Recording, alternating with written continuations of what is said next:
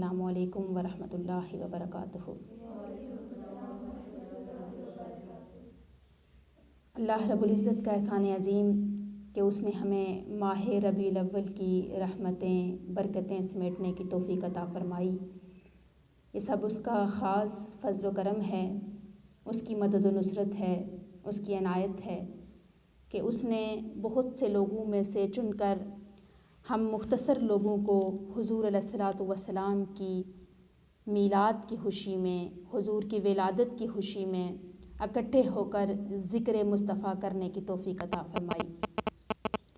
حضور نبی کریم صلی اللہ علیہ وآلہ وسلم کی ولادت کا یہ ماہ مقدس جیسے ہی آتا ہے تو عاشقان مصطفیٰ اپنی عشق اور محبت کا اظہار کرنے کے لیے محافل سجاتے ہیں، ذکر اذکار کرتے ہیں، درود و سلام کی محفلیں سجاتے ہیں، چراغاں کرتے ہیں، ہر طرف ایک خوشی کا ماحول بن جاتا ہے۔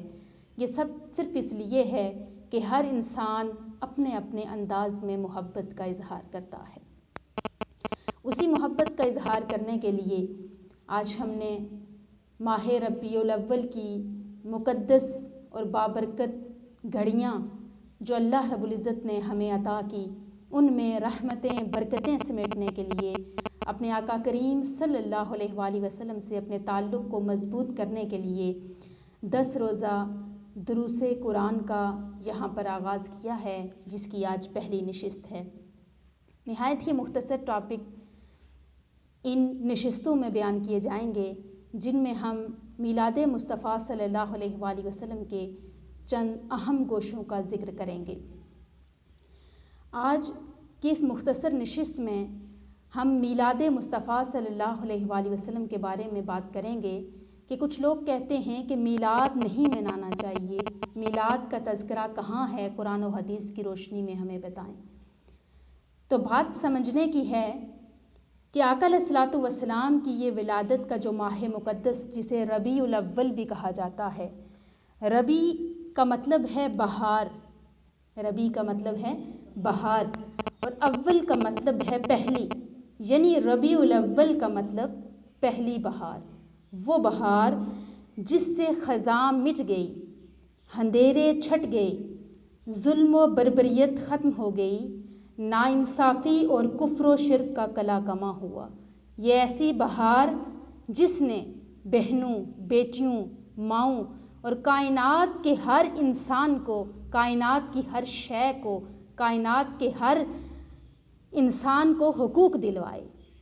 یہ وہ ماہ مقدس ہے جسے ہم میلاد النبی بھی کہتے ہیں۔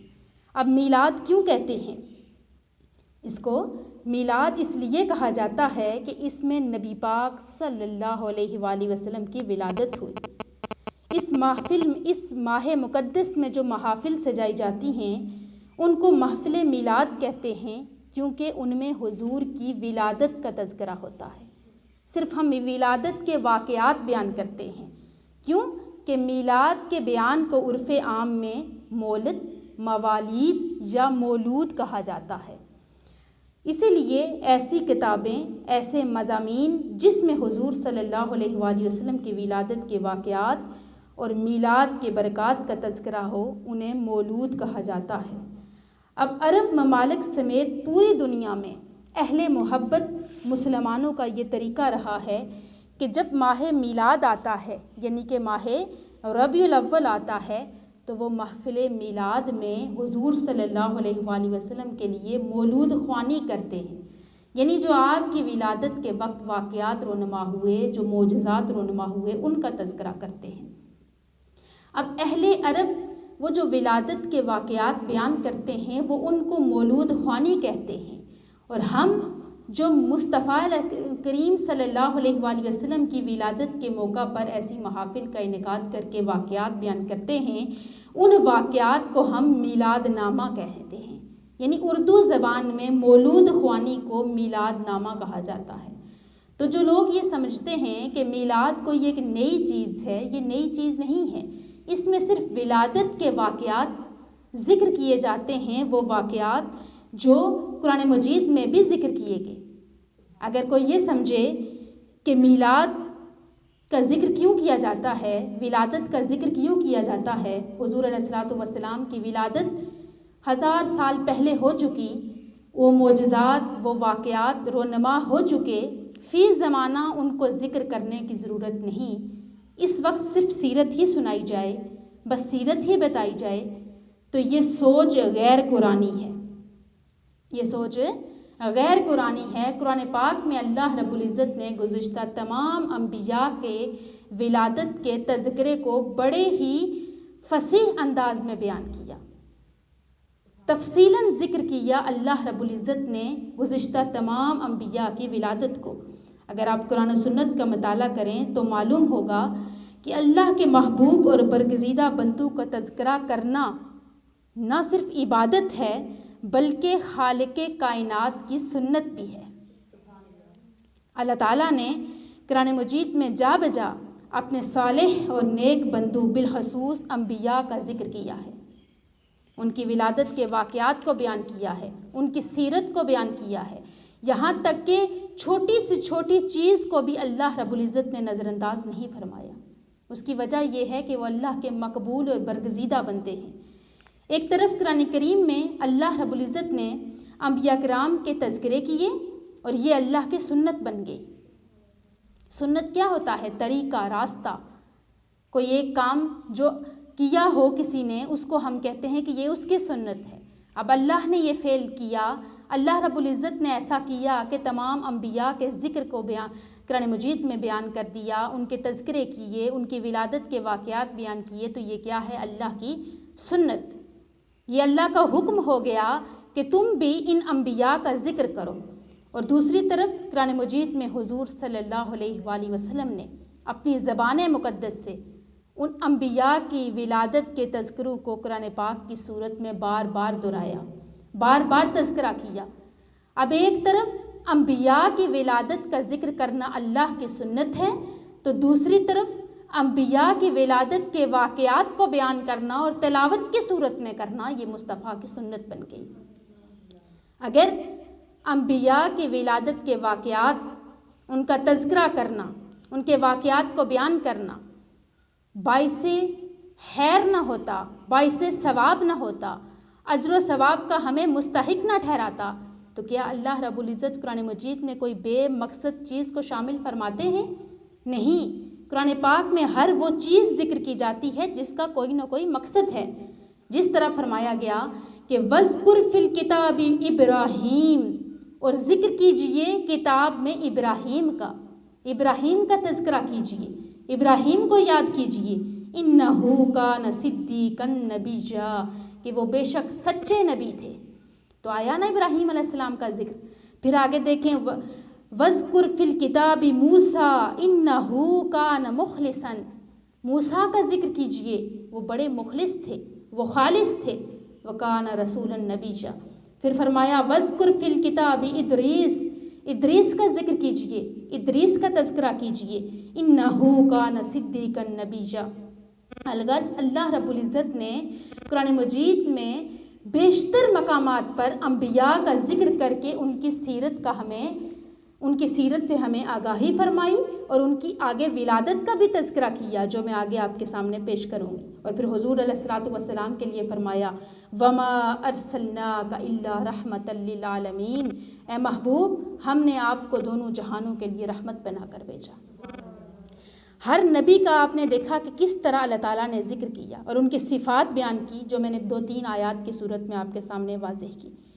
اللہ تعالیٰ نے یکے بعد دیگرے سب کے روحانی مشاغل، ان کے معمولات، ان کی دعائیں، اللہ رب العزت کو وہ جن الفاظ سے پکارتے تھے ان الفاظ کا ذکر کیا، ان کی انداز دعا کو ذکر کیا، ان کے مقامات دعا کو، ان کے گریہ و زاری کو ذکر کیا، ان پر جو اللہ تعالیٰ نے غیبی نوازشات کی اس کا ذکر کیا، آزمائشیں، ریاضات، مجاہدات، ان کی ولادت کے تذکرے، الغرض ان کے ذکر کا کوئی پہلو بھی مخفی نہ رکھا، اور ہمیں بتا دیا کہ کوئی بندہ اگر اللہ کا قرب حاصل کرنا چاہے، کسی اچھے مقام پر پہنچنا چاہے، محبوبیت اور مقربین کی راہ تک رسائی حاصل کرنا چاہے، تو یہی سارے راستے وہ اپنائے گا، اور یہی تذکرے اس کے لیے نشان منزل ہیں، اسے منزل بتائیں گے کہ تم نے منزل پہ کیسے پہنچنا ہے، کس نبی نے کیسے صبر کیا، کس نبی نے مشکلات میں اللہ کا شکر کیسے ادا کیا، اور سب سے بڑھ کر ذکر مصطفیٰ ہے، ان کی سیرت ہے، ان کا ایک ایک زندگی کا پہلو ہے جو ہمارے لیے بہت بڑی، کیونکہ اللہ رب العزت نے قرآن مجید میں فرمایا ہے نا کہ حضور آپ کے لیے بہترین کامل نمونہ ہے، حضور کی زندگی، حضور کا اسوہ ہمارے لیے بہترین ہے، مکمل ہے، کامل ہے، اس پر عمل کر کے ہم کامیاب ہو سکتے ہیں۔ اب یہاں تک تو میں نے ذکر کی بات کی کہ انبیاء کا ذکر اللہ نے فرمایا، وَاذْكُرْ فِي الْكِتَابِ ابراہیم، وَاذْكُرْ فِي الْكِتَابِ ادریس، بے شمار ذکر ہر نبی کا ذکر کیا گیا۔ اور اب بات آتی ہے ولادت کی۔ انبیاء کے ذکر تک تو بات ہو گئی اور اسے مانتے بھی ہیں سارے، مگر اب ولادت پہ آ جائیں۔ قرآن پاک میں اللہ تعالیٰ نے جن انبیاء کی ولادت کا تذکرہ کیا وہ بہت ہیں، مگر مختصراً میلاد انبیاء کی اہمیت بیان کرنا چاہوں گی اور چند آیات آپ کے سامنے رکھوں گی تاکہ میں آپ کو یہ بتا سکوں کہ ولادت کا ذکر کرنا کتنے بڑے اجر و ثواب کا باعث بنتا ہے۔ اگر ولادت کے دن کی اہمیت نہ ہوتی تو قرآن پاک میں اس دن کو کبھی بھی ذکر نہ کیا جاتا۔ ولادت ہر انسان کے لیے خوشی اور مسرت کا باعث بنتی ہے۔ اس حوالے سے یوم پیدائش کی ایک خاص اہمیت نظر آتی ہے کہ اس دن اللہ تعالیٰ نے آپ کو سانس دی، زندگی دی، آپ کو اس دنیا میں رہنے کا طریقہ سلیقہ سب کچھ اللہ نے سکھایا۔ تو جس دن ان تمام کاموں کا آغاز ہوا وہ سال بعد جب آتا ہے تو آپ باقی دنوں کی نسبت اس دن اللہ کا زیادہ شکر ادا کرتے ہیں، زیادہ خوش ہوتے ہیں کہ اس دن میں آیا۔ یہ بات الگ ہے کہ ہر سال ہماری زندگی میں سے ایک سال کم ہو رہا ہے، مگر جو اللہ رب العزت نے ہمیں لمحات عطا کیے ہیں اور مزید لمحات عطا فرما رہا ہے اس پر شکر کرنا ہم سب پہ واجب ہے۔ تو اس تذکرے کی، اس دن کی اہمیت اور بھی بڑھ جاتی ہے جب اس کی نسبت انبیاء کی طرف ہو۔ اگر ایک انسان کی زندگی اس کی یوم پیدائش کے دن اس کو خوشی محسوس ہوتی ہے اور وہ اس کو ایک نعمت سمجھتا ہے، تو انبیاء تو ایک نبی جس دن آتا ہے اس پوری امت کو اس دن نعمتوں سے نوازا جاتا ہے۔ پوری امت کے لیے وہ نبی اللہ کی نعمت بن کر آتا ہے، اللہ کی رحمت بن کر آتا ہے، اللہ کا فضل بن کے آتا ہے۔ یہی وجہ ہے کہ قرآن مجید میں انبیاء کرام کے ایام ولادت کا تذکرہ فرما کر اس دن کی اہمیت اور فضیلت کو اللہ رب العزت نے واضح فرما دیا۔ جب حضرت یحییٰ علیہ السلام کی ولادت کے بارے میں ارشاد ہوا، ان کے یوم ولادت کے بارے میں ذکر ہوا تو کیا فرمایا؟ وَسَلَامٌ عَلَيْهِ يَوْمَ وُلِدَ وَيَوْمَ يَمُوتُ وَيَوْمَ يُبْعَثُ حَيًّا، اور یحییٰ پر سلام ہو ان کے میلاد کے دن، ان کی ولادت کے دن، ان کی وفات کے دن، اور جس دن وہ زندہ اٹھائے جائیں گے۔ یعنی کہ نبی کی وفات بھی، مرنا جو اس دنیا سے جانا ہے وہ اس طرح مرنا نہیں ہے کہ کہیں مٹی بن کے وہ ختم ہو گیا، بلکہ اس کے درجات میں مزید بلندی ہو جاتی ہے اور وہ اپنے رب سے ملاقات کر کے اپنی امت کے لیے مزید خیر و برکت کا باعث بنتا ہے۔ تو ولادت کے دن پر بھی سلام بھیجا، وفات کے دن پر بھی، اور جس دن دوبارہ اٹھایا جائے گا۔ اسی طرح عیسیٰ علیہ السلام کی طرف کلام کی نسبت کر کے ارشاد فرمایا، وَسَلَامٌ عَلَيَّ یوم ولدت وَیوم یموت وَیوم یبعث حیّا۔ کیا فرمایا کہ مجھ پر سلام ہو میری ولادت کے دن، یوم ولدت، یعنی کہ آپ اپنے ولادت کے دن پر خود سلام بھیج رہے ہیں، اور پھر میری وفات کے دن اور جس دن میں اٹھایا جاؤں گا زندہ۔ جب حضور علیہ الصلوۃ والسلام کی ولادت کا ذکر کرنے کی باری آئی تو یوں تو قرآن پاک میں ہر جگہ حضور علیہ الصلوۃ والسلام کو اللہ رب العزت نے خاص القابات سے بھی نوازا، آپ کو نعمت بھی مانا، آپ کو فضل بھی مانا، آپ کو رحمت بھی منوایا، اعلان کیا، مگر جب آپ کی ولادت کا ذکر آیا، آپ کی موجودگی کا ہمیں احساس دلوایا، آپ کی جو آپ فضل اور نعمت بن کر آئے ہیں اس کا ذکر کرنا چاہا تو کیا فرمایا؟ لا اقسم بہذا البلد، میں قسم کھاتا ہوں اس شہر کی۔ کون سے شہر کی؟ وَأَنْتَ حِلٌّ بِهَذَا الْبَلَدِ، اے حبیب جس شہر میں آپ تشریف فرما ہوئے، جس شہر میں آپ ہیں، میں اس شہر مکہ کی قسم کھاتا ہوں۔ اور آگے فرمایا وَوَالِدٍ وَمَا وَلَدَ، اور آپ کے والد کی، اس کی جو پیدا ہوا۔ اب دیکھیں کہ حضور علیہ الصلاۃ والسلام کی ولادت کے دن کی اگر اہمیت نہ ہوتی اور آپ کے والد کی اہمیت نہ ہوتی اور اس شہر مکہ کی اہمیت حضور کی نسبت سے نہ ہوتی تو اللہ پاک قسم اٹھاتے؟ نہیں، اللہ رب العزت نے حضور علیہ الصلاۃ والسلام کو مخاطب کر کے فرما دیا۔ لہٰذا اسی اہمیت کے پیش نظر اللہ تعالیٰ نے قرآن مجید میں بہت سے انبیاء کرام کا